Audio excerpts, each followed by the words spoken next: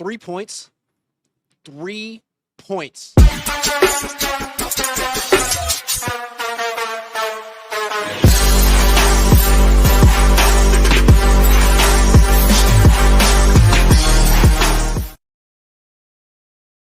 Welcome back to Earth, 49er fans. I'm your host, Grant Cohn, and your favorite team just blew the number 1 seed and the division title to Sam Darnold at home, even though they held him to 13 points because the Niners scored 3. So in light of this game, why don't we reassess what we think we know about the 49ers? Because coming into this game, I feel like we were prisoners of the moment. Like, forget what happened all season. Let's just focus on the Niners' hot stretch of games. Let's just focus on their 6-game winning streak because everything before then doesn't matter. This is the team they are. Defense doesn't matter. They're just going to score 40 points every week. You picked the Niners to win this game. Everyone picked the Niners to win this game. Why? Because their offense is unstoppable. Yeah, sure, the Seahawks have the best defense in the NFC, but they've never seen an offense like the 49ers. And I picked the Seahawks to win by 1. I didn't have a ton of conviction. I wasn't convicted, like John Lynch would say. I picked them to win 24-23. And I picked them to win because I didn't believe in the Niners' defense, which was awful in this game. But to their credit, they gave up 13 points, which is great. Doesn't mean they played well, but they gave the Niners a chance to win. The reason the Niners lost this game was their offense, and I didn't see that coming at all. So what is this team? We thought this team was a Super Bowl favorite. People were talking like if they win this game, they're going to be the favorites win the Super Bowl. Well, they didn't come close. So I think we see that this is not a Super Bowl contending team. Not to be a downer here, but like you got mollywopped. You got bullied. You got smacked in the trenches. You couldn't physically compete with the Seattle Seahawks. That's a hell of a team. The Niners are an incomplete team. Their offensive line isn't nearly good enough without Trent Williams. And even with Trent Williams, Purdy was going to be under siege all day. Christian McCaffrey is washed. I've been trying to tell you guys that. What did Christian McCaffrey do with the season on the line? 8 carries, 23 yards, 2.9 yards per carry. His longest carry of the night was 5 yards. He had 6 catches for 34 yards. His longest catch of the night was 9 yards, and he let a ball go through his hands, which was intercepted. Game over. Goodbye. They need a new running back. I don't know what they were doing all year. Great player, great career, but they spent all year trying to convince themselves that he was actually 26 when he's about to be 30.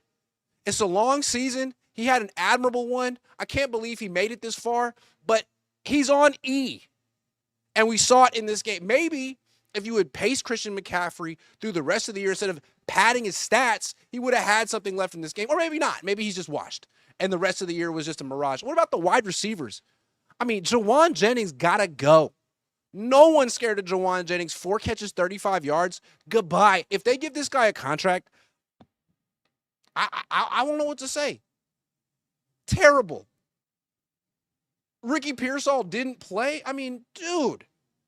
I'm not questioning your toughness, but I am questioning your durability.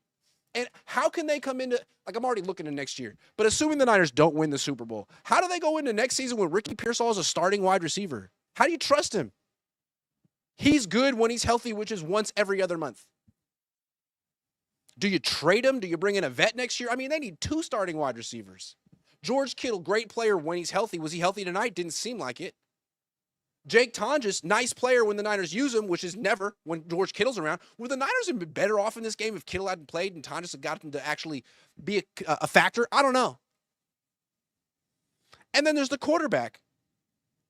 I mean, it's not his fault that the Niners lost this game, but I thought he was the best quarterback in the league. I thought he was elite. How does an elite quarterback put up 3 points with all this talent around him and Kyle Shanahan out? And then there's Kyle. What was that?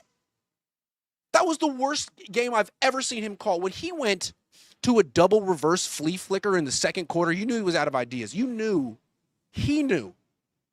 that he wasn't going to win. He was going to trick plays in the second quarter, man. Call a fake punt. That's what you're going to do. Oh, and they can't stop the run. can't stop the run.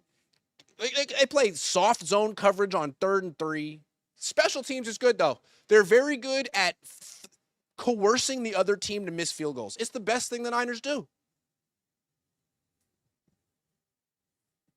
This isn't a Super Bowl team. And I think what's mostly ironic is I've been waiting all year. I was patiently waiting through this winning streak. It felt fraudulent, but I wanted to be nice, and I was asking nice questions, and I didn't want to be a Debbie Downer. But I was so ready when the Niners finally lost and came up short. Maybe they win the Super Bowl. I was so ready to say, see, this is why they should have traded for a pass rusher at the deadline. And I still believe they should have. But isn't it ironic that of all the reasons the Niners got mollywopped in this game, the pass rush wasn't one of them? The pass rush was fine. The run defense was non-existent, and the offense was even worse. They needed to trade for a wide receiver at the trade deadline, or a running back, or a play caller.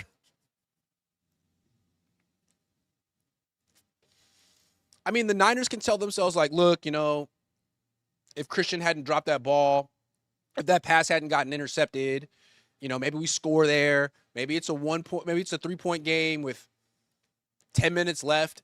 Yeah, I guess there's some scenario where the 49ers miraculously pull off an upset victory over a team that's way better, objectively way better than them. But it didn't happen. And I think if you look back on the Niners' Week 1 win over Seattle, man, some fluky stuff had to go their way to win that game. I mean, Jake Tonjes had to catch a touchdown pass. Maybe if the Niners had thrown him a pass in this game, they win. They had to have Jake Tonjes morph into Dwight Clark. They had to have Nick Bosa strip the ball away from Sam Darnold. Oh, and one more thing. Sam Darnold wasn't great in this game. The Seahawks don't trust him. But he was clutch at the end. You know what he didn't do? He didn't turn the ball over. He didn't get any passes tipped. He wasn't worse than Brock. In the biggest game of his career, he stepped up. Everyone expected him to fall on his face, and he didn't. Neither did Brock. Although, any quarterback on an offense that scores 3 points has to be kind of embarrassed. Nothing for Sam Darnold to be embarrassed about. Did he miss a couple touchdown passes? Yeah. But that wasn't the assignment. He didn't need to light up the Niners in this game because the defense was going to win the game. He just had to not mess it up. And with Darnold, it seems like sometimes he can't help but mess it up. Like, he seems frantic sometimes in the pocket, like he doesn't know what to do. But I thought he was calm, decisive, and frankly, the best quarterback on the field. Shout out to Sam Darnold for kickstarting his career. I think people are going to finally take him seriously if he goes on a playoff run. I mean, last year was embarrassing how it ended, but he's won 7 games in a row. And he's not lighting up the scoreboard, but he's playing winning football, which is not something you can say about the 49ers today. So if they got to face Philly, are they as good as Philly? I don't know. If they get to face Chicago or Tampa or Carolina, yeah, they could beat those teams, but the upper echelon in the NFL, I'd love to see what Brock Purdy would do against the Rams. The Rams are kind of soft. The Seahawks, you know what we learned today? The Seahawks are not soft. And the Niners kind of are. Their front seven is Swiss cheese. Their run game is not good. We were talking about, like, what happened with the run game? Why is it good all of a sudden? Because they were playing teams that were out of it. They played a team that was giving up 5 yards a carry. Can we just reassess the 6-game winning streak, man? It was fun. It was entertaining. They beat Jacoby Brissett, Bryce Young, Shedeur Sanders, Cam Ward, old-ass Phillip Rivers, no disrespect, and Caleb Williams, who lit them up. And isn't that good? When they finally faced a team that's legit, I mean, domination. The score did not reflect how much the Seahawks utterly dominated the 49ers. Across the board. So let's get into blame, shall we? Let's start with Kyle Shanahan. This was the worst game of his career. And let's give him some excuses. One, he's facing a great defense. Two, he's facing Mike McDonald in particular, who owns him. Talk about ownage. This guy has given up 3 points and then 17 and then 17. I mean, owns Kyle Shanahan. That was a good hire from Seattle. 3 points, though. I mean, this guy couldn't string together 2 successful plays until the fourth quarter. And once again, it's like your personnel usage comes into question. First of all, the play call is like, this is classic Kyle. He'll go 3 months or it's like, man, this guy can't miss. Man, he's unstoppable. And then with like the biggest moment of the season on the line, the number 1 seed on the line, where are you? What are you doing? Where are the stuff? Where's the stuff that was working all season? You're calling stuff you haven't called all. You called a double reverse flea flicker. How about a fucking, pardon my French, how about a freaking pass to Jake Tonjes, man? All these things that have been working all year and you just go away from them to do what? To force the ball to Juwan Jennings? I mean, Jake Tonjes asserted himself as a weapon. Kittle comes back. Kittle is not healthy. 5 catches for 29 yards. The only time you target him is like around the line of scrimmage. He can't run. Instead of just playing someone who's not healthy and not helping you as a receiver, as a blocker, play the healthy tight end who's on fire. It's not a big deal when you leave Tonjes on the bench when you're winning, but when you lose and you score 3 points, all of your decisions come into play. Like no Sky Moore on offense. Ricky Pearsall didn't play. You couldn't get Sky Moore any touches. Why? Because you were so intent on getting the ball to DeMarcus Robinson for his 24 yards, or you needed to throw to. I mean, you couldn't get the ball to Kendrick Bourne, who was balling. You never try to get the ball to Sky Moore, who's legitimately explosive. Instead, you want to throw 6-yard passes to Juwan Jennings, who's double covered. I don't know. I feel like Kyle was – what the hell was that from Kyle? I feel like he was – I don't know. I feel like he gave himself the excuse before the game even started. Like the fact that they played on a short week and had to play on Saturday instead of Sunday, I feel like he was kind of depressed about it. Like, oh, man, if we had played on Sunday, we would have had Trent. And if we had played on Sunday, we would have had Ricky. And it's not fair. And the NFL has it in for us. I guess. So you don't have Trent, you don't have Ricky, and you go to the worst game plan of your career. You couldn't find anything that worked until the fourth quarter. Robert Salah did a better. The defense was better than your offense. I don't know what to say. I mean, Kyle Shanahan, this is him. Like, he had an opportunity in this game not only to secure the number 1 seed, but also to secure the coach of the year. He was the favorite coming into this game. Everyone agreed this is the best job he's done, and he's taken a step. He's a different guy. He's matured. He's not going to choke this year. And maybe he won't, man. Maybe he's getting it out of the way, out of his system early, and now he's just going to run the table. But this is what he does every year, whether he's good, whether he's bad. At the critical moment, he's the reason. Like, who was the biggest culprit in this game? Him. Who performed worse? Kyle or Brock? Kyle. Who performed worse? Kyle or Salah? Obviously Kyle. And that's what's so strange about him. How can a guy who can be so elite, who can be like the consensus best play caller in the league, do this?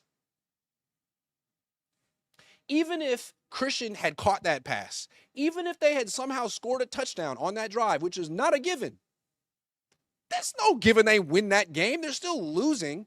Their defense still couldn't stop a run.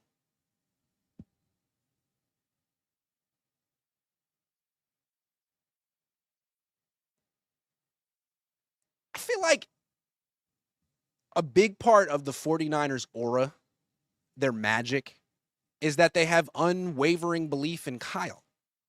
Like, it doesn't matter if Trent's not out there. It doesn't matter if Brock's the quarterback or Maxx the quarterback or Warner's got the green dot. It doesn't matter because Kyle is a cheat code.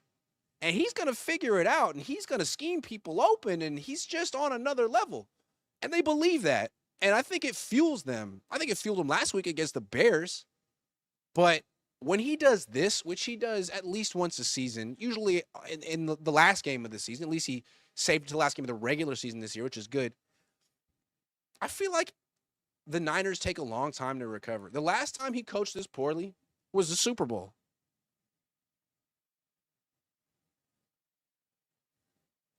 And the Niners took a full year to recover from that loss. Kyle did too.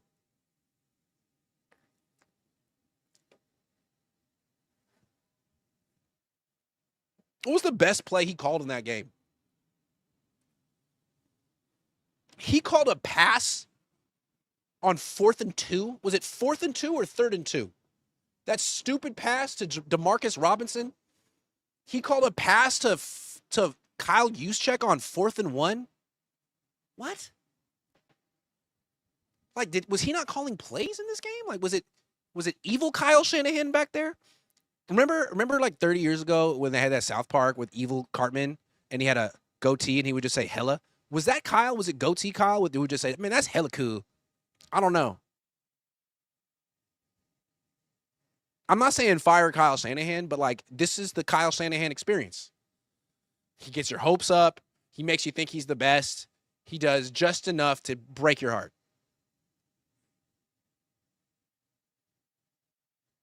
He lost to Clint Kubiak. Clint Kubiak was better than Kyle Shanahan tonight. And Clint Kubiak wasn't even particularly good.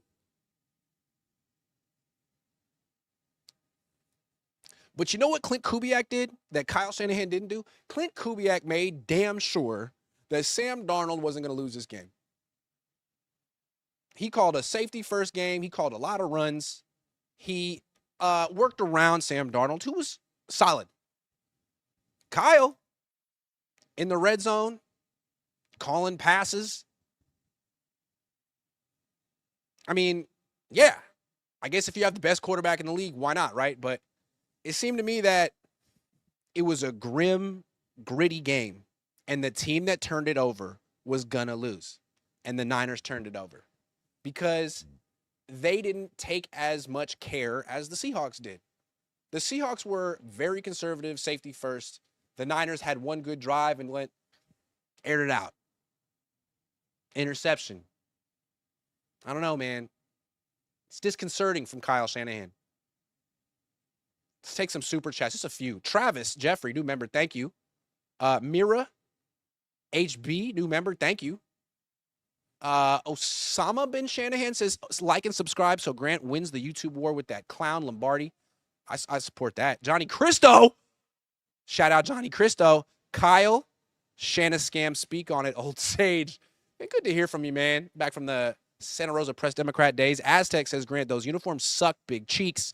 Just because you look like the Raiders don't mean you got to play like them, Grant. QC them out of here, please. I hate those uniforms. And I told you if they lose this game, they're never going to wear those uniforms again. You don't want to bring out ugly, alternate uniforms in a historic game. Because when the Niners go back and watch the film, it's like, what are we wearing? You look like the XFL Demons. I couldn't tell who had the ball ever. You don't have black in your color scheme. That's the Raiders. You're red and gold with a little bit of white, man, and that's good. It's gorgeous. Scorpion Killer says, Kyle seemed to be way more conservative this game. Felt like that's the reason they couldn't get downfield, unlike last week. He just seemed much more scared of the Hawks. Is Kyle Kyle's worst enemy? Yes! Yes, Kyle is Kyle's worst enemy. It was funny after the game. Go back and watch his press conference.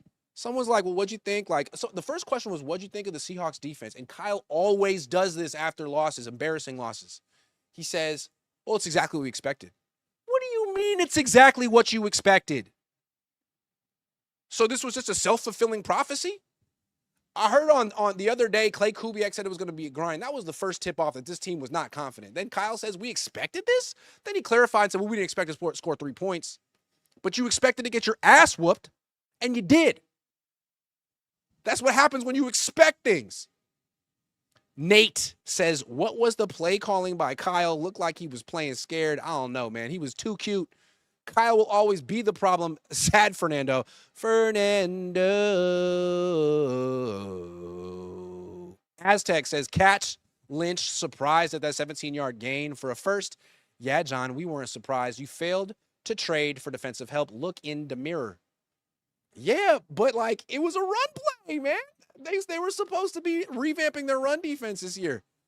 Pantsman17 says trade Bosa and Jennings for picks. Let Trent retire and rebuild. Get Maxx Crosby and build an O-line. Trade CMC if you can get anything for him. I'm going to talk about Maxx Crosby in a minute. First, I want to talk about Fabletics. Now, I didn't wear my Fabletics tonight, and I want to apologize for Fabletics. It's just been so cold. And what's nice about Fabletics is it's like really breathable material. It's great for a 75-degree night. It's great if it's hot out. It's great if you're a little sweaty. It's great no matter what, but I wanted to wear something a little warmer.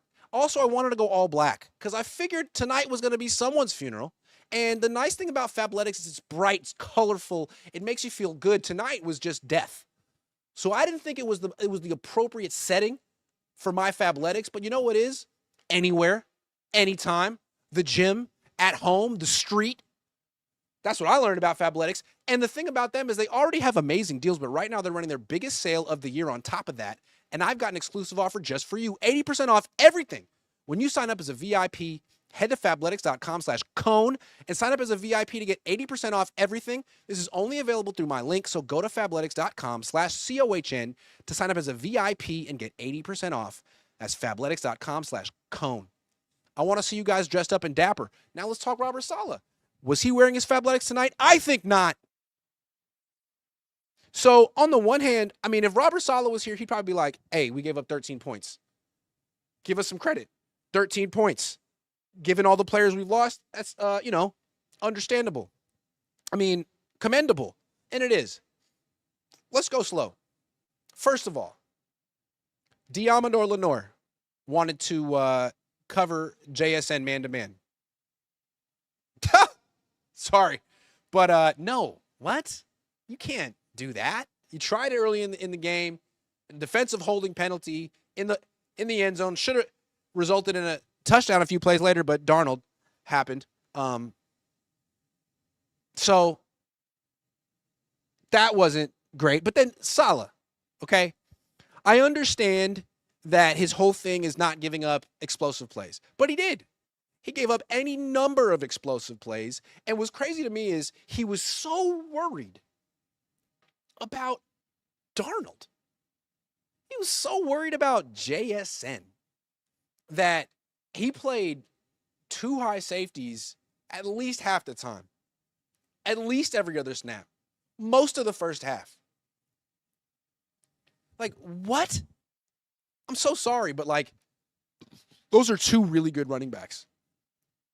And newsflash, even though you did a good job against Jonathan Taylor, you didn't do a good job against DeAndre Swift and Kyle Monangai. You didn't do a good job against Tony Pollard and Tajay Spears. Turns out your run defense is trash. And the only way to be somewhat effective against the run with this personnel is to load the box. And Salah was so reticent, unwilling to load the box. Why? Are you afraid of Darnold? Don't you want to put the game in Darnold's hands? I mean, Seattle averaged. They averaged 4.6 yards per carry, but it was like 7 most of the game. They ran for freaking 180 yards. You let them run 39 times. Talk about death by a million paper cuts, man. And I feel like the play in this game that was pretty much the quintessential play of this game, it was that 3rd and 17. Forget the interception, because it felt like they were going to lose whether they scored there or not. You saw the next drive. They couldn't stop anything. At 3rd and 17, man. What was pathetic about that play is that the Seahawks were giving up. The Seahawks were running the ball so that Darnold wouldn't turn it over, and they were conceding the punt. It's like they almost punted on third down. It was just a simple toss to their left. And the Niners give up 19 yards. That's a team that doesn't deserve to win. I don't give a shit that you gave up 13 points. All you got to do is give up 16 yards instead of 17 on that play. You give up 19 on a run that they weren't even taking seriously.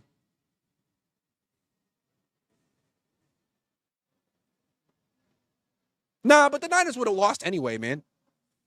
That led to a field goal, which put it 13-3. All the Seahawks needed was 4 points.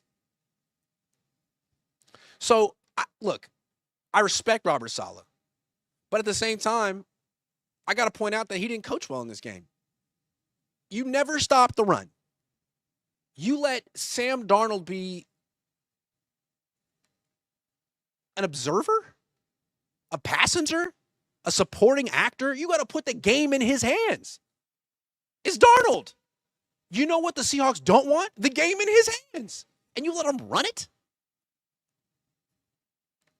And then on third down, 3rd and 3, 3rd and 4, you're calling some of the softest zone coverage, letting him complete passes to A.J. Barner and Eric Sobert, who were literally uncovered? What? Huh? Man, they got to get me on the coaching staff, man. I got so many ideas, so many good suggestions. This never would have happened if I was actually quality control this team.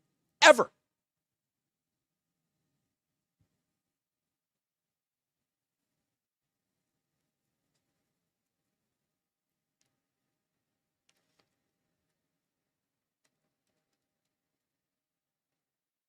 I was impressed.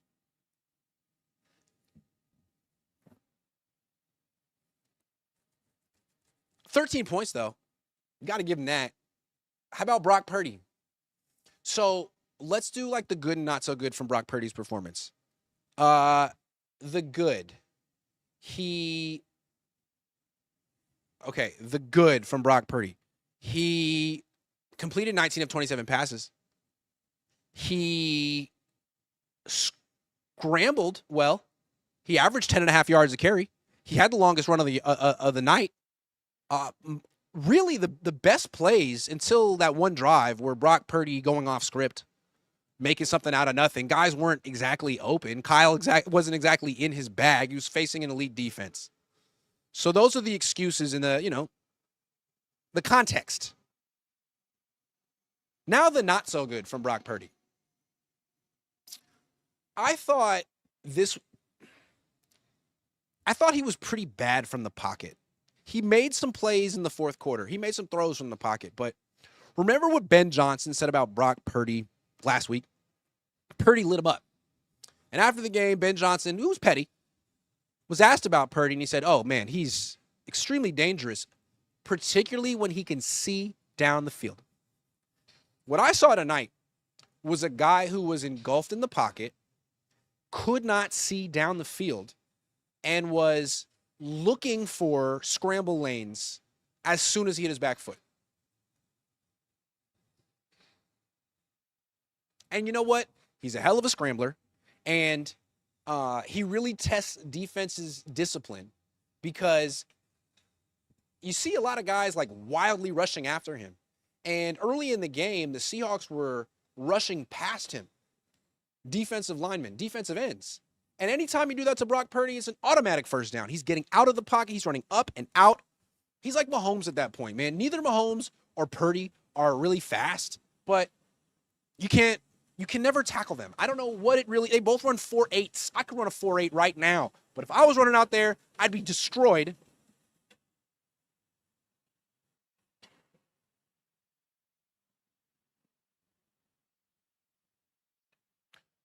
Eventually, Seattle adjusted, though, stopped rushing past him, and he would run into sacks.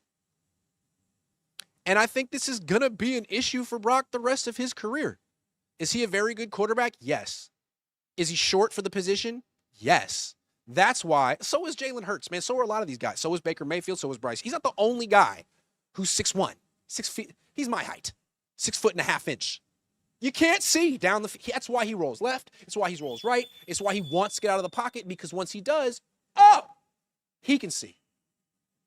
But I thought the Seahawks did a good job of forcing him to throw from one spot, and he wasn't good. I mean, he threw for 127 yards on 27 attempts, and he threw a pick. Now, the pick was dropped, but it was also tipped at the line of scrimmage. You want to know why? Because he's short. And again, I'm not saying, hey, he had one bad game against a great defense, so throughout his whole career in the last 6 games, he's a bum. I'm not saying that. But at the same time, I just want to point out that people went overboard the last few weeks. He beat some bad teams. He had a nice month and a half. A lot of quarterbacks have a nice month and a half.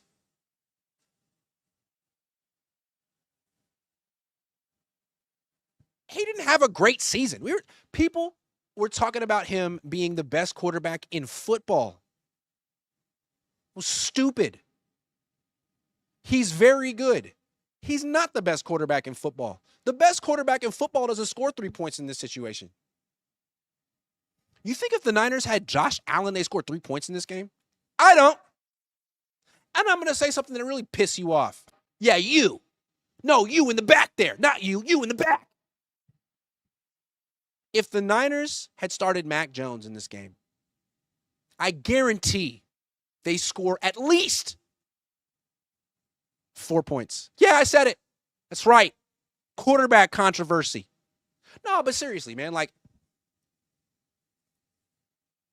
can you imagine if Mac Jones did this? Can you imagine? And that's why I kept bringing him up. People try to change the narrative and end the controversy, whatever. Just because you put it on the Titans doesn't change anything. Dude, Mac Jones lit up the Rams twice. Brock Purdy lit up the Seahawks 0 times this season. They scored 17 in the first game. They scored 3 in the second. They scored 20 points in 2 games against the Seahawks. That ain't cutting it. You're supposed to be the best. You're supposed to be head and shoulders better than everyone else. Head and shoulders better than your backup. You got to score more than 3 points. Got to. And this is why the Niners can't trade Mac Jones this offseason. Because they don't know how good Brock Purdy is. Elite quarterbacks don't have games like this. 3 points? Am I tripping? Who scored 3 points against the Seahawks last year? Let's look. Who scored 3 points against the Seahawks this year? Let's see. Okay. Steelers scored 17. Saints scored 13. The Arizona Cardinals scored 20. Buccaneers scored 38. Jaguars scored 12. Texans scored 19. Commanders scored 14. Cardinals scored 22. Rams scored 21 in a win. Tennessee scored 24. The Vikings scored 0. Falcons scored 9. So who was quarterback of the J.J. McCarthy. No. Maxx Brosmer.